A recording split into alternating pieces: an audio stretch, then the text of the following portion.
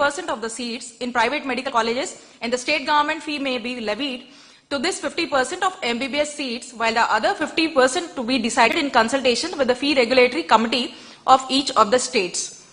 ఈ fee affordability గురించి చెప్తుంది. అంటే ఈ ఫీజు కొంత ఈ ప్రైవేట్ కాలేజ్ లో పిల్లలు చదువుకోవడానికి, మెడికల్ ఎడ్యుకేషన్ చదవడానికి చాలా ఎక్కువగా ఉంటుంది. 60 లక్షల నుంచి ₹1 కోటి వరకు, లేదా ఇంకెక్కువ ఉన్న ఆశ్చర్యం లేదు.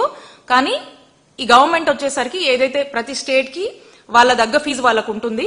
సో కాబట్టి ఆ ఫీ స్ట్రక్చర్ తో పాటు ఇంకొక ఈ consultation of the fee regulatory కమిటీతో కూడా డిస్కస్ చేసుకుని ఈచ్ ఆఫ్ ద స్టేట్స్ కూడా ఆ 50% సీట్స్ డిసైడ్ చేయొచ్చు అని చెప్పి చెప్తా ఉంది.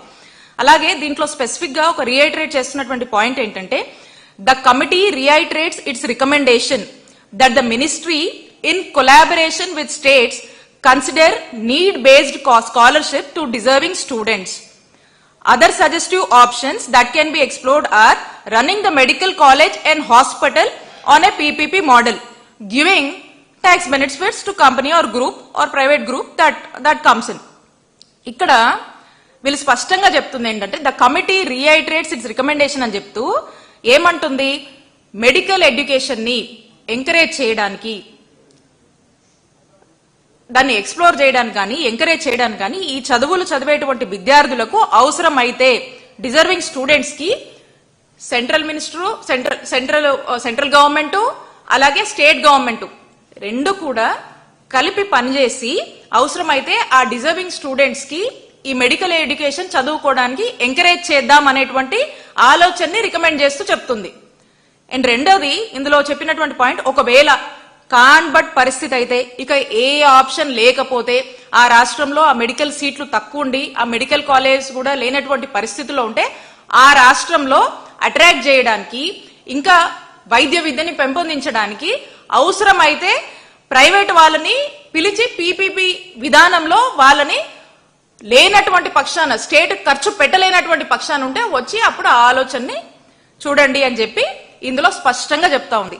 అయితే ఇక్కడ మనం ఆలోచిస్తే ఎక్కడా కూడా ఈ పార్లమెంటరీ స్టాండింగ్ కమిటీ అనేది ఉన్నటువంటి ఆల్రెడీ ల్యాండ్ ఉండి, గవర్నమెంట్ ల్యాండ్ ఉండి దానికి ఫండ్స్ టైఅప్ చేసి కావాల్సినటువంటి ఇన్ఫ్రాస్ట్రక్చర్ ని లే చేసి, ఇంకా కొంత కన్స్ట్రక్షన్ లో ఉన్నటువంటి ఆ కాలేజెస్ కొన్ని చోట్ల కొంతవరకు రిక్రూట్మెంట్ అయినటువంటి పరిస్థితులు ఉన్నప్పటికీ ఇవన్నీ పక్కన పెట్టి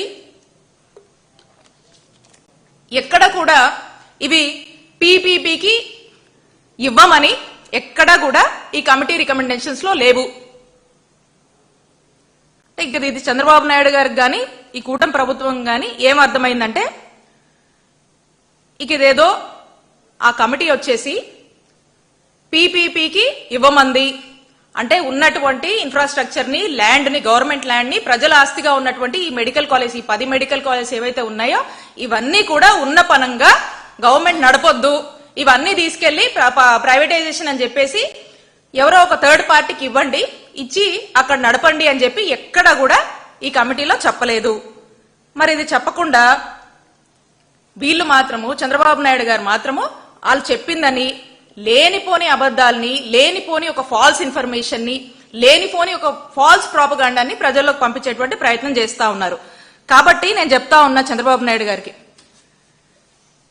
నేను సవాల్ విసురుతా ఉన్నాను చంద్రబాబు నాయుడు గారికి, ఈ కూటమి ప్రభుత్వానికి.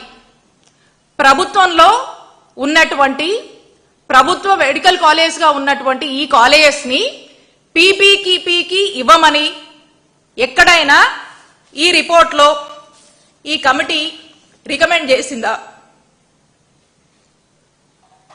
దీనికి చర్చకు నేను సిద్ధం, మా వైఎస్ఆర్ కాంగ్రెస్ పార్టీ సిద్ధం. మీరు సిద్ధమేనా? ఎక్కడైనా ఉన్నటువంటి గవర్నమెంట్ మెడికల్ కాలేజ్ ని ఆల్రెడీ ఇంత ఇన్ఫ్రాస్ట్రక్చర్ లే చేసినటువంటి దాన్ని పీపీపీకి ఇవ్వండి అని చెప్పి ఈ కమిటీ స్ట్రైట్ అవే ఎక్కడన్నా రికమెండ్ చేసిందా? చేస్తే చెప్పండి, మేము చర్చకు సిద్ధం. మీరు సిద్ధమా?